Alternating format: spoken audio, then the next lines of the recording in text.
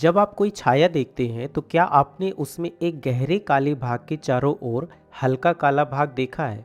आइए इसे एक क्रियाकलाप के माध्यम से समझते हैं। इस क्रियाकलाप के लिए हमें एक प्रकाश स्रोत की आवश्यकता है। इसके लिए मैंने एक मोमबत्ती का उपयोग किया है, हालांकि आप लाइट बल्ब का भी उपयोग कर सकते हैं। इसके अतिरिक्त हमें एक गेंद की आवश्यकता है।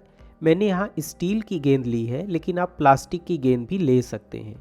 इसके अलावा हमें एक समतल सतह की आवश्यकता है जो पर्दे या स्क्रीन के रूप में काम करे, जहां छाया बनेगी। यह सतह कार्डबोर्ड पर चिपका हुआ कोई कागज हो सकता है या फिर दीवार हो सकती है, जिसका उपयोग मैं यहाँ कर रहा हूँ। क्रियाकलाप करते समय ध्यान रखें कि आपके आसपास के सभी अन्य प्रकाश स्रोत बंद होने चाहिए और यह भी सुनिश्चित करें कि क्रियाकलाप में उपयोग किया जा रहा प्रकाश स्रोत, गेंद और समतल सतह यानी पर्दा, ये सभी एक सीधी रेखा में हो।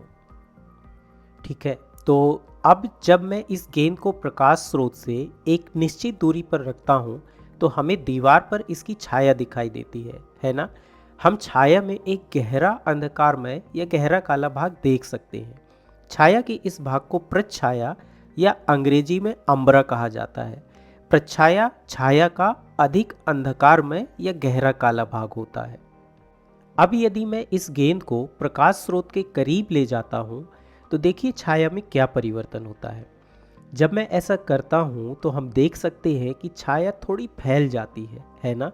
छाया में बीच के गहरे काले भाग के अलावा इसके चारों ओर एक हल्का काला भाग भी दिखाई देने लगता है। छाया के इस हल्के काले भाग को उपछाया या अंग्रेजी में पेनम्ब्रा कहा जाता है। इसे एक बार फिर से देखिए।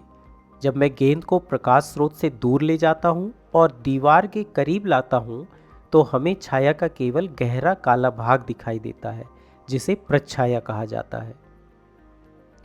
और फिर जब मैं गेंद को प्रकाश स्रोत के करीब ले जाता हूं, तो छाया का आकार बढ़ने लगता है और छाया थोड़ा फैल जाती है। यहाँ हम एक हल्का काला भाग देख सकते हैं जो गहरे काले भाग को घेरे हुए है, उसके चारों ओर है, और इस हल्के काले भाग को ही प्रच्छाया कहा जाता है।